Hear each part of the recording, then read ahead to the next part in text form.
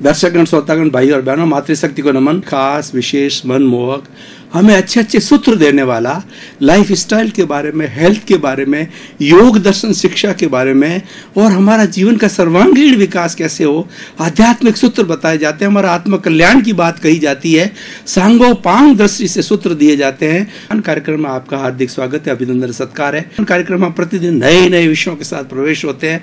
हर विषय को बहुत सांगोपांग दृष्टि से प्रस्तुत किया जाता है, मल्टी डायरेक्शनल बनाया जाता है, शोधपरक बनाया जाता है और ऐसी सामग्री डाली जाती है कि हर के लिए उपयोगी हो और व्यक्ति में परिवर्तन आए, व्यक्ति की जो है वो दिशा बदलनी चाहिए, व्यक्ति की दशा बदलनी चाहिए। इस तरीके से एपिसोड को तैयार किया जाता है। इसी क्रम के अंदर हमारे भारतीय मूल्य है, उन मूल्यों की आज हम बात करेंगे। तो आज का हमारा विषय शांति और सद्भावना। भाई और बहनों, दर्शकगण, श्रोतागण, बहुत ही सुंदर विषय है और ये दोनों हमारी भारतीय संस्कृति की विरासत है, हेरिटेज है। ये हमारी भारतीय संस्कृति के मूल्य है और ये मूल्य व्यक्तिगत स्तर के ऊपर, समाज के स्तर पर, देश के स्तर पर और विश्व के स्तर के ऊपर बहुत कामयाब ये दोनों सूत्र है। और वसुधैव कुटुंबकम की जो अवधारणा है वह अवधारणा शांति और सद्भावना पर आधारित होती है और उसी से ही ये वसुधैव कुटुंबकम की अवधारणा बनी है। और आज वसुधैव कुटुंबकम की बात करें तो आज विज्ञान ने ये सिद्ध करके दिखा दिया है, दूरियां समाप्त कर दी है कि आज विश्व के 210 कंट्रीज या 7 अरब की जनसंख्या है, वो एक तरह से इतनी आपस के अंदर मिली हुई है, एकदम इतनी नजदीक आ गई है जैसे कि हम अपने गांव में ही बैठे हैं, अपने शहर में ही बैठे हैं, उनसे वार्तालाप कर रहे हैं और उनकी संस्कृति का आदान प्रदान कर रहे हैं, उनसे व्यापारिक कार्य कर रहे हैं और उनसे जो मेल जोल बिठा रहे हैं। इतना हमारा विज्ञान ने तरीका की है और यही वसुधैव कुटुंबकम का जो कॉन्सेप्ट है कि सारी जो वसुधा है वो हमारा परिवार है, ईश्वर हमारा पिता है और हम सभी ईश्वर की संतान है। सारी आज 7 अरब की जनसंख्या ईश्वर की संतान है और इसीलिए वो भाई भाई है और यहीं से भाईचारा पैदा होता है और भाईचारा का प्रतिफल होता है वो शांति और सद्भावना। कोई भी घर, कोई भी व्यक्ति, कोई भी समाज, कोई भी देश, कोई भी राष्ट्र और कोई भी विश्व जो है शांति और सद्भावना के बिना चल नहीं सकता है। अब हम दोनों विषयों के ऊपर प्रकाश डालते हैं। शांति, शांति का अंग्रेजी में अर्थ होता है peace. Peace of the mind भी कही जाती है, पीस ऑफ कम्युनिटी भी कही जाती है, इसको हार्मोनी भी कहा जाता है, international harmony, world harmony and the communal harmony. हर दृष्टि के अंदर जो है, हर विषय के अंदर हम शांति को जोड़ सकते हैं और शांति से क्या होता है, शांति से हमारा विकास होता है। शांति और विकास जो है एक सिक्के के दो पहलू है और एक दूसरे के पूरक है, इनको अलग नहीं किया जा सकता। जहां जहां शांति वहां वहां विकास, जहां जहां अशांति वहां पर विनाश।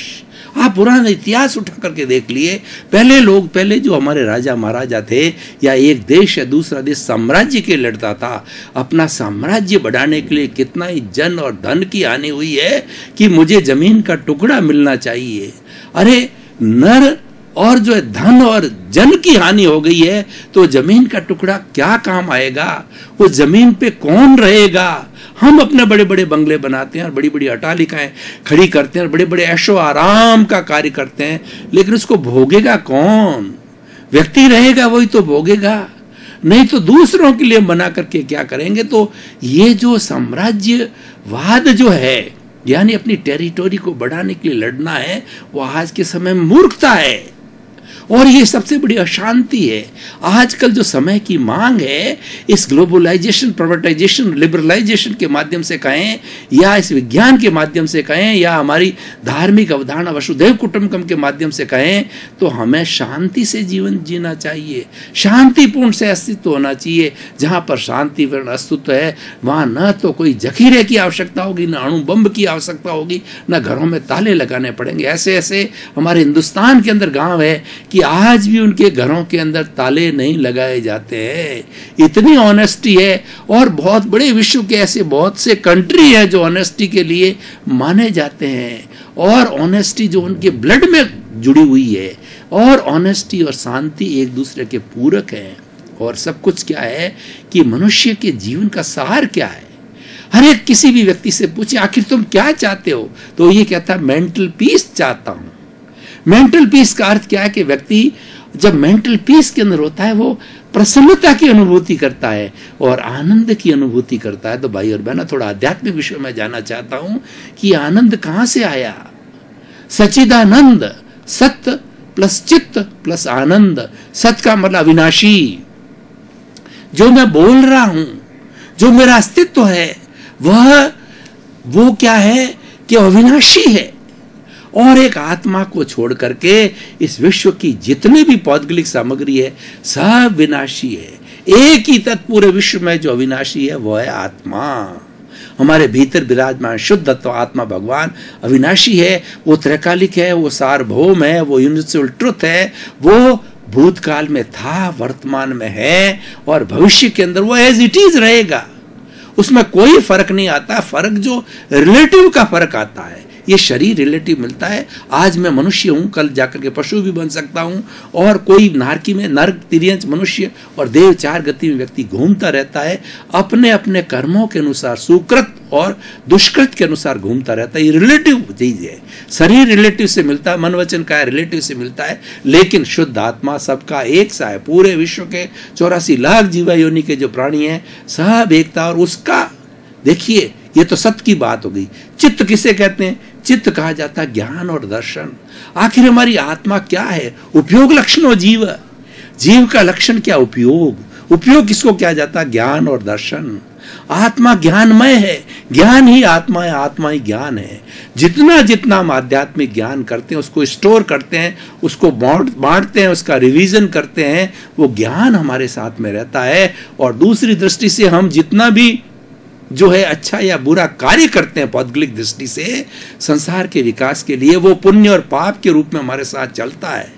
एक तरफ तो हमारा शुद्ध आत्मा भगवान है और उसके साथ में पुण्य और पाप जो है कार्बन शरीर के रूप में, लिंग शरीर के रूप के अंदर और जो है क्या कॉजल बॉडी के रूप में जुड़ा हुआ है। दोनों जुड़े हुए रहने से ही ये 84 लाख जीवा योनि का चक्र है। और दोनों अगर अलग अलग हो जाते हैं, both are realities, both are eternal. This is the matter and this is the soul which is this the animate.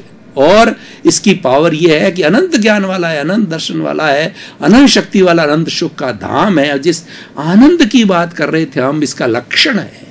अभी मैंने मेंटल पीस की बात करी, शांति की बात करी, तो ये आत्मा का ये गुण है, आत्मा की कैरेक्टरिस्टिक है, आत्मा की प्रॉपर्टी है। ये हमको अच्छा लगता है। जो हमारे आत्मा के सूत्र हैं, जो हमारे आत्मा के मूल्य हैं, वो हमको अच्छे लगते हैं क्योंकि वो हमारा लक्षण है। देखिए, लक्षण कभी भी जाता नहीं है। पानी का लक्षण शीतलता देना, अग्नि का लक्षण है तपाना।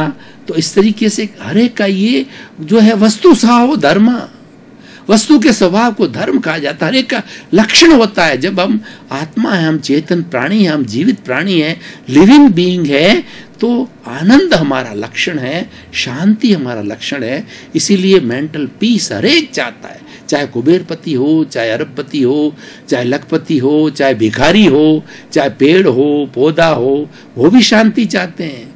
इस दुनिया के अंदर जिस जिस एनिमेट प्राणी ने, किसी चेतन प्राणी ने जन्म लिया है, कोई मरना नहीं चाहता और सभी सुख चाहते हैं। एक पेड़ भी सुख चाहता है कि मेरी टहनियों को काटा ना जाए, मेरे पत्तों को छीला ना जाए, मेरी छाल नहीं उतारी जाए। वो छाल उतारना उसी के बराबर है जो को हमारी कोई चमड़ी उतारता है, चाहे पेड़ की छाल उतारो।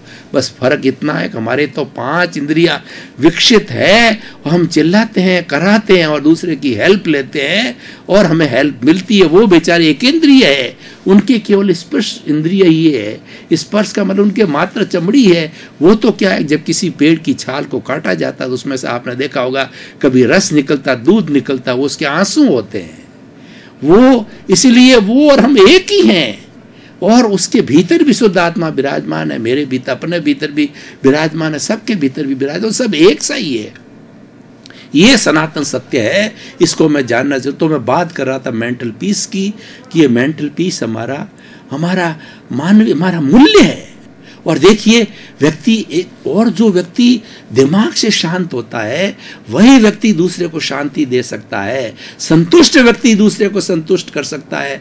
आध्यात्मिक व्यक्ति आध्यात्मिक का प्रचार कर सकता है, उस बात का प्रभाव पड़ता है। हम देखते हैं कि बहुत बड़े कई सज्जन लोग होते हैं, प्रवचन देते हैं, उसकी बात हृदय को छू जाती है। हृदय हमारा एक ऐसा स्थान है कि जहाँ संवेदना है, और दिमाग के अंदर तो क्या है कि वहां पर जो है वो दो तरह की बातें हैं। वहां पर जो है वो कटाक्ष भी चलता है, समीक्षा चलती है, वहां पे जो है मेरिट भी चलती है, डीमेरिट भी चलती है, लेकिन हृदय में संवेदना होती है। इसीलिए कहा जाता है आत्मसात करो और हृदयंगम करो। हृदयंगम इसलिए कहा गया, हृदय के अंदर कोई बात जाती है वो संवेदनशील होती है, वो करुणा का रूप ले लेती है, वो स्थायित्व का रूप लेती है। इसलिए हमेशा व्यक्ति को हृदय से बात करना चाहिए। दिमाग से जो बात की जाती है उसके अंदर तो कई तरह का जो है वो इफ्स एंड बट्स हो जाते हैं, कई तरह के बातें, लेकिन हृदय से की हुई बात होती है वो छूती है। और हृदय से कब बात छूती है? जब व्यक्ति के मन में शांति होती है। इसलिए भाई और बहनों, दर्शकगण, श्रोतागण, शांति के ऊपर घंटों घंटों पर चर्चा की जा सकती है, और ये हमारा मूल्य है। और ये मूल्य जो है हर लेवल पे आप देखिए कि व्यक्ति शांत है और परिवार के अंदर 5-7 सदस्य है तो वो शांत व्यक्ति एक शांति की महक फैलाता है। उसको कुछ भी कहे लेकिन बोलता नहीं है, वो शांत रहता है, वो मेंटल पीस के अंदर रहता है और स्थित प्रज्ञ होता है, कोई भी राग द्वेष नहीं करता है, हर एक की बात सुन लेता है, सुन करके टाल देता है। तो ये उसकी शांति का प्रभाव क्या आता है? घर में शांति बन जाती है। उसकी दूसरा रूप लीजिए, ऐसा व्यक्ति होता है जो कि हर वक्त झगड़ा करता है, क्रोध करता है, तो क्रोध की ऐसी अग्नि है जो सबको जला देती है, भस्म कर देती है। एक व्यक्ति क्रोध करता है तो उसके सामने वाले सभी लोग जो है वो घबरा जाते हैं, अशांत हो जाते हैं, क्योंकि हमारी प्रकृति नहीं है। कोई भी व्यक्ति 24 घंटे जो है वह क्रोध में नहीं रह सकता। अगर व्यक्ति 10-15 मिनट भी क्रोध की उच्च अवस्था में रहता है उसको ब्रेन हेमरेज तक हो जाता है, और क्रोध करते ही बीपी बढ़ जाता है। क्रोध करते ही हमारे जितने भी जो सिस्टम है, डाइजेशन सिस्टम है, ब्लड सर्कुलेशन सिस्टम है, उत्सर्जन सिस्टम है, सब डिस्टर्ब हो जाते हैं और बिल्कुल जो है व्यक्ति एकदम जो है कहना चाहिए कि बीमार हो जाता है। तो भाई और बहनों, दर्शकगण, श्रोतागण, शांति अमृत है, शांति संजीवनी है। हमें हर वक्त शांति मेंटेन करनी चाहिए। और हम कोई भी समस्या का सॉल्यूशन चाहते हैं, समाज के अंदर कोई भी कुरीतियां हैं, कोई बुराइयां हैं, कोई आपस के अंदर जो है बहुत बड़ा विघटन हो गया है, वो शांति से हल किया जा सकता है। समाज का प्रश्न नहीं है एक प्रांत का दूसरे प्रांत के साथ में, या एक देश का दूसरे देश के साथ के अंदर, पाकिस्तान का हिंदुस्तान के साथ में, तो आखिर शांति के रास्ते आना पड़ेगा, क्योंकि अशांति से कोई बात नहीं होती, अशांति से कोई हल नहीं निकलता है। शांति एक ऐसा अमोघ मंत्र है जो सॉल्यूशन निकालता है, क्योंकि इसके अंदर व्यक्ति का दिमाग बैलेंस्ड होता है। दिमाग व्यक्ति जो है निष्पक्ष रूप से सोचता है कि इसमें मेरा भला है या नुकसान। हमारी भारतीय संस्कृति में 3 शब्द आते हैं, गे, हेर, उपादेय। गे का मतलब होता है सृष्टि के अंदर जितनी भी अच्छी बुरी चीजें हैं उन सब की जानकारी करना चाहिए, वो गे कहलाता है। और जानकारी करने के बाद में अपने विवेक को अप्लाई कीजिए कि मेरे लिए शांति प्रिय कौन सी चीज है, मेरे लिए जो मेरिट में रहने वाला, अच्छाई में रहने वाला कौन सा है, उसको जो उपादेय कहते हैं वो ग्रहण करना चाहिए। और बुरी चीज है जो कि मुझे नुकसान पहुंचा सकती है और मुझे कोई किसी भी तरह की तकलीफ दे सकती है, मेरी निंदा हो सकती है, उसको हे काज, उसको छोड़ना चाहिए। तो भाई और बहनों, ये शांति पे बात करी हमने। अब हम सद्भावना पे आते हैं, क्योंकि दोनों विषयों को हमें समझना है। दोनों विषय जो हमारे लिए उपयोगी है, व्यक्तिगत स्तर पर, समाज के स्तर पर, राष्ट्र के स्तर पर, विश्व के स्तर पर, दोनों ही होलिस्टिक विषय है। और दोनों विषय अगर कोई व्यक्ति धारण कर लेता है तो एक वास्तव में रियल दृष्टि से वो अच्छा इंसान बन जाता है। सद्भावना का मतलब होता है एक दूसरे का सम्मान करना, एक दूसरे के प्रति अच्छी दृष्टि रखना, एक दूसरे के प्रति अच्छे विचार रखना, दूसरे के जो अवगुण नहीं निकालना। अवगुण निकालना चाहो अपने निकालो, गुण देखना चाहो तो दूसरे के देखो। इस विश्व के अंदर, सृष्टि में ऐसा कोई भी जीवित प्राणी नहीं है जिसके अंदर की गुण न हो, और अवगुण तो भरे पड़े हैं। अपने खुद में भी अवगुण भरे पड़े हैं। अगर हम किसी से कोई लेना चाहते हैं उसके गुण लेना चाहिए। मैं आपको उदाहरण देना चाहता हूँ कि एक पीपल का पेड़ है, उसमें कितना बड़ा गुण है। 24 आवर्स हमें प्राण वायु ऑक्सीजन देता है, इसीलिए हमारा पूजनीय होती है। उसके नीचे जो है वो भगवान की मूर्तियाँ रखी जाती है, पूजा की जाती है, उसके ऊपर जो है कुमकुम लगाया जाता है, चंदन लगाया जाता है और वहाँ बैठ करके ध्यान किया जाता है। क्यों? कि वो हमारा हितैषी है, 24 आवर्स प्राण वायु देता है, तो वो हमारा पूजनीय है। तो हमें उसके प्रति सद्भावना रखनी चाहिए। सद्भावना करती है हमें पेड़ पौधों को काटना नहीं चाहिए। वो भी हमारी तरह ही उसके भीतर भी शुद्ध आत्मा विराजमान है। उनके भीतर विराजमान शुद्ध आत्मा भगवान को दिव्य दृष्टि से दर्शन कर उनको नमन करो। कुत्ता जा रहा है, बिल्ली जा रही है, चूहा है, पेड़ है, पौधा है, सभी जीवित प्राणी है। वो जीवित प्राणी है। वो चूहा क्यों बना? वो उसने कोई दुष्कृत की है, इसलिए उसको रिलेटिव शरीर के रूप के अंदर उसको चूहा मिला, बिल्ली मिला, ऊंट मिला, शेर मिला, गाय मिला, लेकिन भीतर सबका एक ही भगवान है, सारा विराजमान है। और जब वो प्रकट हो जाता है, जब उसका रियलाइजेशन कर लेते हैं, उसकी पहचान कर लेते हैं, पहचान होते ही वो सिद्ध बुद्ध और मुक्त हो जाता है और सारे भगवान बन जाते हैं। वो भगवान सिद्ध शिला के अंदर रहते हैं, इनको ईश्वर कहा जाता है। तो भाई और बहनों, दर्शकगण, श्रोतागण, सद्भावना देखिए, हमारे पीछे कोई बेचारा गरीब आदमी है, कोई बेचारा अपंग है, उसके प्रति करुणा की भावना होनी चाहिए, उसकी इंसल्ट नहीं की जानी चाहिए, क्योंकि वो तो अपने कर्मों के अधीन है।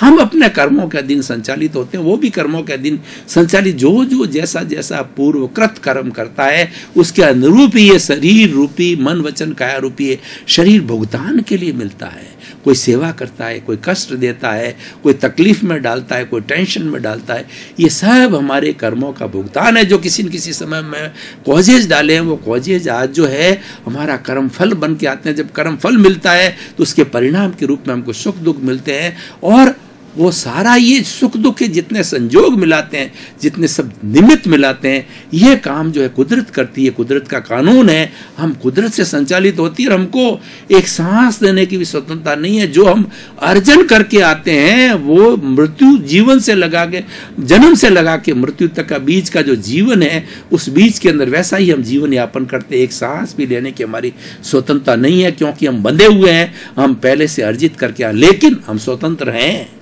उसको पुरुषार्थ कहा जाता है, उसको जागृति कहा जाता है। वो जागृति पुरुषार्थ क्या है? वो जागृति पुरुषार्थ ये है कि आपने कर लिया हो तो ठीक है, लेकिन अब क्योंकि हम पुनर्जन्म में विश्वास करते हैं, ये हम एक साइकिल मानते हैं कि 84 लाख जीवा योनि में आत्मा घूमती रहती है, उसके लिए हम नए कॉजेस नहीं डालें। जो कुछ भी पिक्चर चल रही है, जो कुछ भी ये भुगतान के जो विचार चल रहे हैं, उन विचारों के साथ में मत जुड़ो। उन विचारों, मैं तो ज्ञाता दृष्टा शुद्ध आत्मा हूं, तो मैं तो जानने वाला हूं, मैं तो देखने वाला हूं। तो उसमें एक फिल्म देखने वाले का रोल अदा करो, एक दृष्टा का रोल अदा करो। और जितने विचार हमारे भुगतान के रूप में आते हैं, वो विचार जो है वो हमारे पूर्वकृत कर्मों का भुगतान, उसके साथ जुड़ो मत।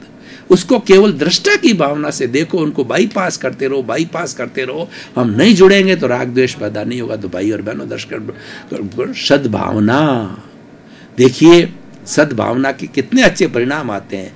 अगर हमारे जीवन के अंदर सद्भावना होती है, शांति होती है, तो हमारी पॉजिटिव थिंकिंग होती है।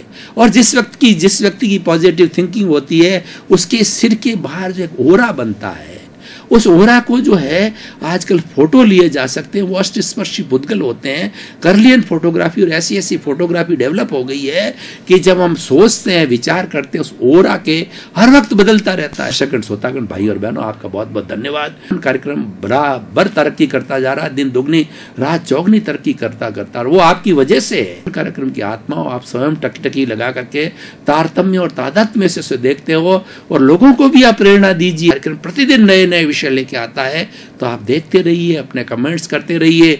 आप हमको प्रोत्साहित कर रहे हो, तो हमारे को प्रोत्साहित करने के कारण हम अपनी क्वालिटी को दिनों दिन प्रतिदिन बढ़ा रहे हैं और ज्यादा उसके अंदर शोध परख बढ़ा रहे हैं। तो इसी क्रम में आपका जीवन आनंदमय हो, मंगलमय हो, सुखमय हो, शांतिमय हो, और खूब आप धर्म आराधना करें और अपने परिवार के साथ में सताई होकर के और इस समाज की सेवा करें, परोपकार करें। आपके प्रति मंगल भाव।